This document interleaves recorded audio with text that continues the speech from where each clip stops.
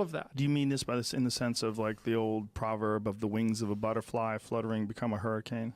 It's something similar to that, but it can even be more local. It's like your family is more messed up than it could be if you were less messed up than you are. Right. So if you just got your act together, like 10% more, your family would be 1% better. Right. It's like, well, do it. And that would ripple off into the people that they interact with. Yes, and it ripples fast. Yes. That's the other thing that's so cool is that, like, people think, well, there's 7 billion of us, and each of us is just this separate dust mote, like floating in the cosmos, and what the hell difference does it make what you do anyways? It's like, that is not how we're connected.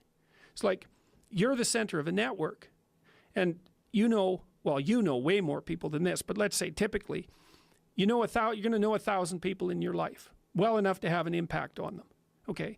And each of those 1,000 people is going to know 1,000 people. So you're 1 step from 1 million, and 2 steps from 1 billion. And we are networked, technically. That's how human interactions work.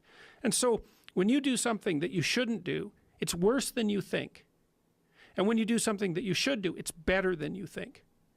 And so you think, well, this is why I've been telling people, well, clean up your room. It's like, well, your room is actually networked too. It's not that easy to clean up your room, to set it. So you want your room to be set up so that when you walk in there, it tells you to be better than you generally are. It's organized, it's got direction, everything's in its place. You try to do that in a chaotic household.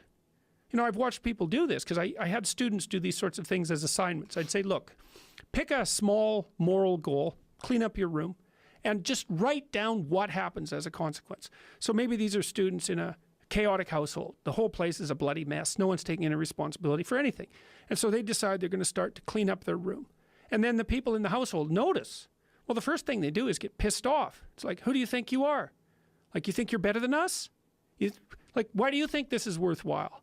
Who died and made you God? All of that. So just by trying to organize this little part of their life, they immediately run into the people whose actions they're casting in a dim light by trying to improve themselves to some degree. They might have to have like a thorough war in their household to be allowed to do something as simple as keep the room orderly. They'll find out very rapidly that A, that's way more difficult than it sounds, and B, that the consequences of it are far more far-reaching than people think. So that's quite fun. You know, because maybe part of it is that like everything around you is full of potential. Everything. Maybe more potential than you could ever possibly utilize. And so maybe all you have is this little rat hole of a room in some rundown place in the world. It's like, fix it up. There's more there than you think. See what happens if you fix it up. And you'll fix yourself up simultaneously because you'll have to get disciplined in order to fix up the room. And then you have a fixed up room and you'll be a more fixed up person. It's like, you think that nothing will happen as a consequence of that?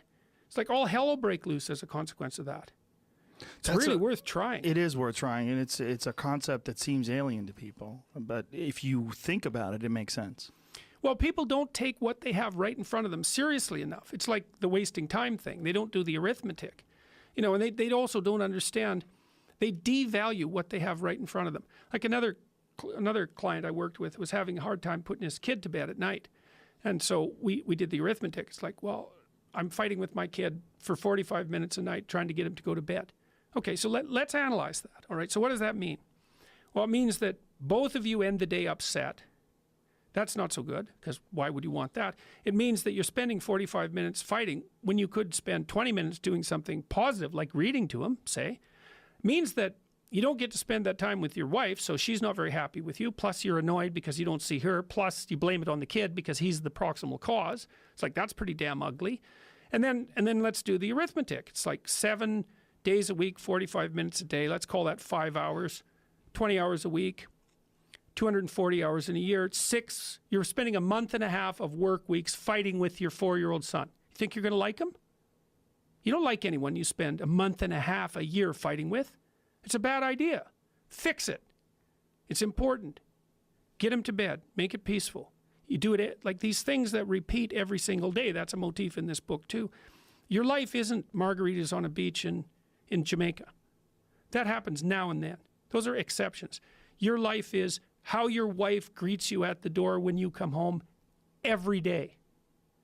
Because that's like 10 minutes a day. Your life is how you treat each other over the breakfast table. Because that's an hour and a half or an hour every single day.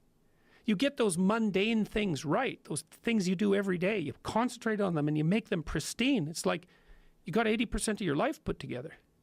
These little things that are right in front of us, they're not little. That's the first thing. They are not little, and they're hard to set right. And if you set them right, it has a rippling effect, and fast too, way faster than people think.